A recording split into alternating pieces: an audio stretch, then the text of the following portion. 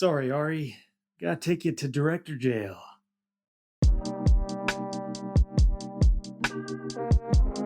Ari Aster, you were beautiful. You were the second coming.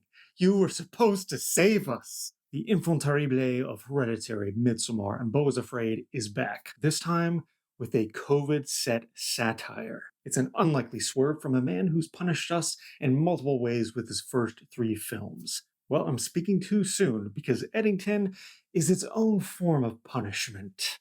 The film is named for the town it's set in, Eddington, New Mexico. It's late May 2020, and this town is knee-deep in the COVID-19 pandemic. We follow Sheriff Joe Cross, played by Joaquin Phoenix. He's getting a little tired of these mask mandates and starts rebelling by not wearing his and telling other people not to wear theirs either. He butts up against the incumbent mayor, Ted Garcia, played by Pedro Pascal. He just wants what's best for everyone, and that means following the governor's mandate for mask wearing. Joe and Ted, who have a history, butt heads, and Joe decides to run for mayor of Eddington. But this being set in 2020, it's not as simple as that. Joe spends most of his evenings kind of estranged from his wife and doom scrolling. The town is under the tension of the recent George Floyd killings and protests, and it seems like everyone in the town's brain is rotting from online discourse, conspiracy theories, fake news, political echo chambers, all the stuff we were inundated with in 2020 that drove us crazy. Well, Eddington is the microcosm for the hellscape we all experienced together. If you're familiar with Aster's other movies, you know he's a bit of a provocateur.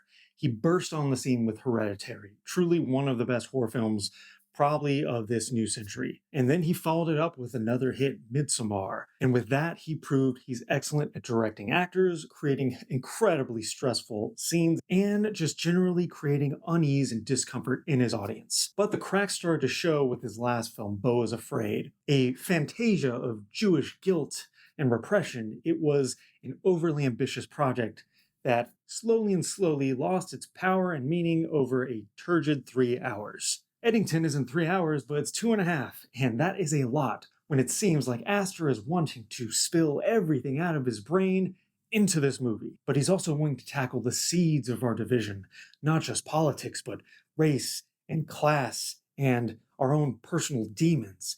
It's all thrown into and represented by Joaquin Phoenix's character, a sheriff who is the definition of impotent. He wants to have a child with his wife, Emma Stone, but she has too much trauma, so that's not going anywhere. He wants to bring the community together, but with all the craziness going around, his hands are kind of tied. And he wants to get back at Ted, his local nemesis, who he's put all of his failures and anxieties into. That is a lot for any character, and Aster gives zero fucks if he's sympathetic. Cross is Aster's representation of the man who feels like his country is not his own. He wants it back. And while the movie begins sort of as a comedy, it grows darker and darker as Cross goes down the rabbit hole of conspiracy. On the other end of the spectrum, Ted Garcia is that parody of the good-natured Democrat who talks a good game but is really kind of selling out the town to big tech. But you also have so many subplots, including Cross's wife, who is slowly seduced by an evangelist played by Austin Butler, who shows up in one scene. His black deputy, played by Michael Ward, is seen as a pariah of the community because he's a black man who decided to be a cop, and with BLM protests popping up, well, that's not good. Not to mention Ted Garcia's son and his son's friend and the girl they both pine after, and how the son's friend gets really into activism just to impress this girl. I mean, the first hour of this movie feels kind of like a TV show. It's like COVID USA. He starts to lose grasp of the story because he's trying to make satirical but not funny points. It would be really easy to try to box Aster in with his satire. Oh, he's just lampooning conservatives. Oh, he's just lampooning liberals. To be fair, he kind of equal opportunity ridicules everyone. So Aster's not being political per se, but is he being provocative? Well, in the second half, most definitely.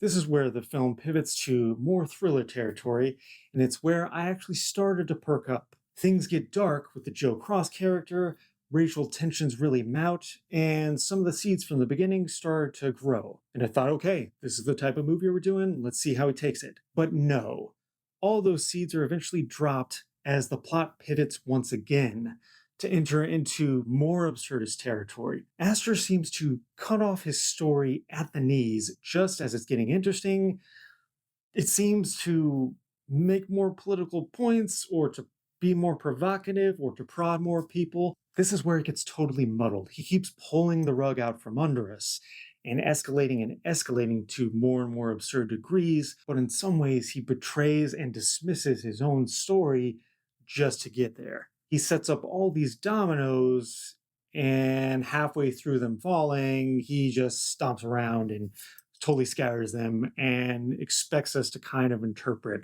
what he's saying. It makes for a frustrating and at times excruciating experience. Again, 2.5 hours of this. I'm not someone who needs their politics regurgitated at them, but I am looking for a satisfying and coherent film. And Aster's instincts ultimately seem to provoke, to shock, and to numb us with violence, because we all knew it, this was going to descend into some type of violence. It's essentially an inkblot, a Rorschach test.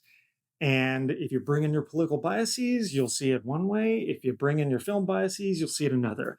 I just know for me, after a turgid first hour of limp satire, and then a final 90 minutes that squanders the most interesting parts about it, I just gave up. I smirked a few times at the tricks he's pulling and what he's trying to do, but ultimately, I just didn't give a shit. And that's kind of the biggest sin of a movie like this: indifference. At least in the first hour, I was starting to resent the movie for its repetitive satire. And in the second hour, when I couldn't really tell what the hell was going on, I was starting to just get angry at it. But ultimately, it's not good enough to get angry at. Sure, it's kind of an interesting misfire, but I don't think I could sit through this thing ever again. I mean, it's 2.5 hours of just kind of incoherent rambling. I mean, it's kind of more Facebook post than movie. Eddington is 2.5 excruciating hours of limp satire that devolves into dark and muddled polemic. Unfortunately, I give it a regrettable 2 out of 5 stars. If you like this review, please like and subscribe or follow me on Letterboxd at RamirezS316. Thank you, Ari Aster. Thank you for the splitting headache I have now.